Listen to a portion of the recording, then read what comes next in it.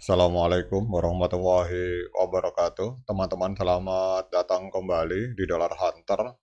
Jadi di sini kita akan update informasi mengenai perkembangan dan peristiwa terkini yang terjadi di seputar dunia cryptocurrency, teman-teman.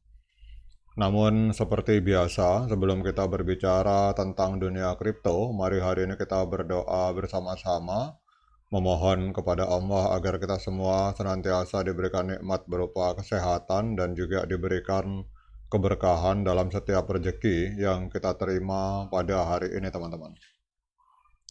Oke, teman-teman, hari ini kita lihat bahwa berita XRP ini semakin memanas dan menyebabkan harga dari XRP ambruk, teman-teman. Kita akan update informasi mengenai kasus hukum ini. Jadi kasus hukum XRP yang melibatkan Ripple dan Komisi Sekuritas dan Bursa Amerika Serikat ini terus menjadi perhatian besar di dunia kripto. Pertempuran hukum ini telah berlangsung selama beberapa waktu dan baru-baru ini mendapatkan sorotan lagi dengan munculnya pernyataan keras dari Stuart Alderoty, yaitu pengacara dari Ripple, yang mengkritik tindakan SEC yang kembali mengajukan banding atas keputusan pengadilan, teman-teman. Ripple juga mempertimbangkan kemungkinan mengajukan banding silang terkait keputusan sebelumnya. Jadi dalam video ini kita akan mengulas lebih dalam mengenai perkembangan terbaru dari kasus ini, kemudian reaksi dari berbagai pihak, serta dampaknya terhadap harga dari XRP dan pasar kripto secara keseluruhan, teman-teman. Jadi kasus ini bermula ketika SEC mengajukan gugatan terhadap Ripple pada Desember 2020 dengan tuduhan bahwa Ripple telah melakukan penawaran sekuritas yang tidak terdaftar melalui penjualan token XRP. Jadi SEC menuduh bahwa XRP yang merupakan salah satu mata uang kripto terbesar harus diklasifikasikan sebagai sekuritas. Dan oleh karena itu penjualannya harus tunduk pada undang-undang sekuritas yang ketat, teman-teman. Ripple membantah tuduhan ini dengan argumen bahwa XRP adalah mata uang digital dan bukan sekuritas. Oleh karena itu seharusnya tidak berada di bawah yurisdiksi dari SEC. Dalam proses hukum yang panjang dan kompleks ini, keputusan penting keluar pada bulan Juli tahun 2023, teman-teman. Ketika Hakim Analisa Torres dari Pengadilan Distrik Amerika Serikat memutuskan bahwa penjualan XRP kepada investor retail melalui bursa itu tidak melanggar undang-undang sekuritas, tetapi penjualan kepada investor institusi itu dianggap sebagai transaksi sekuritas yang melanggar. Meskipun keputusan ini sebagian besar dianggap sebagai kemenangan bagi Ripple, namun SEC tetap tidak puas dan mengajukan banding atas keputusan tersebut, teman-teman.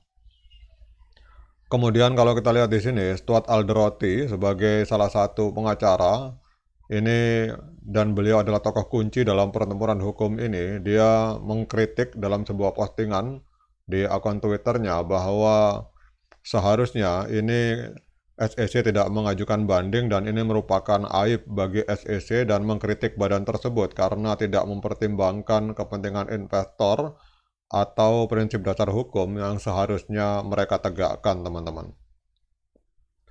Jadi kemudian juga kalau kita lihat di sini bahwa Brad Garlinghouse ini juga memberikan tanggapan dalam akun Twitternya.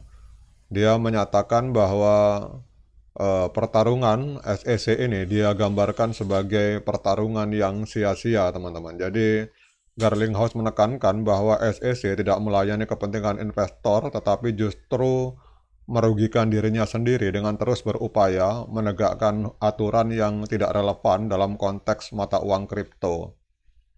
Kemudian yang lebih rame lagi, teman-teman, ini kita lihat bahwa ada yang mengundurkan diri, teman-teman.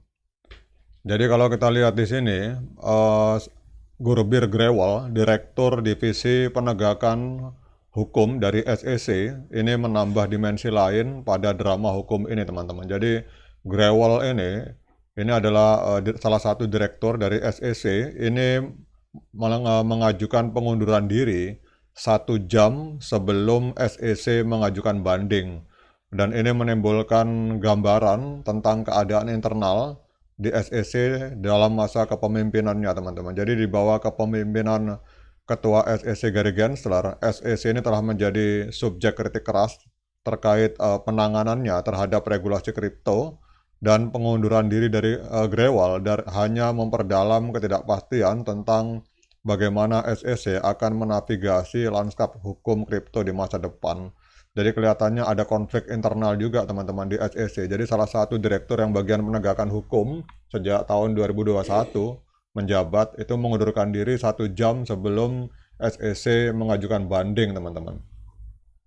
Jadi Gary Gensler ini memang betul-betul luar biasa, teman-teman. Jadi secara internal dia juga kelihatannya kelahi juga dengan salah satu direktur penegakan hukumnya.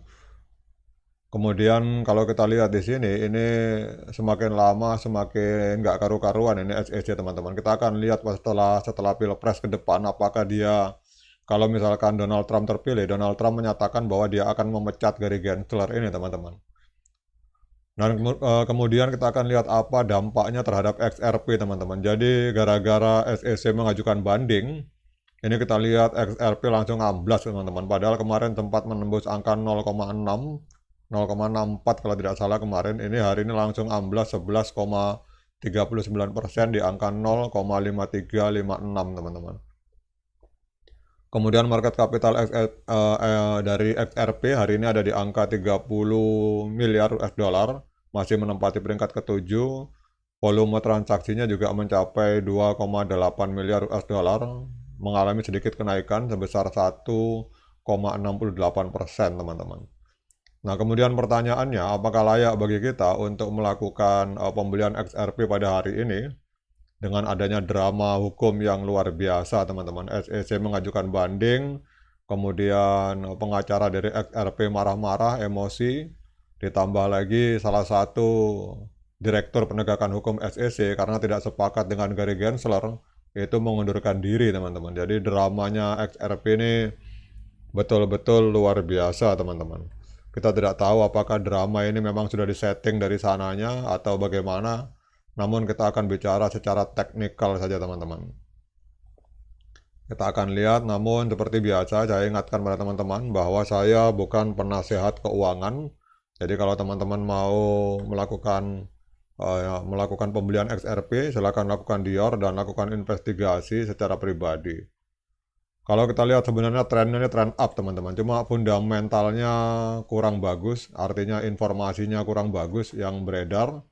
Namun kalau misalkan kita yakin dengan masa depan dari XRP, ditambah adanya pengajuan XRP ETF oleh Bitwise, kemarin ada berita kemarin, ini sebenarnya saat yang tepat untuk melakukan pembelian XRP pada saat market berdarah seperti ini, teman-teman.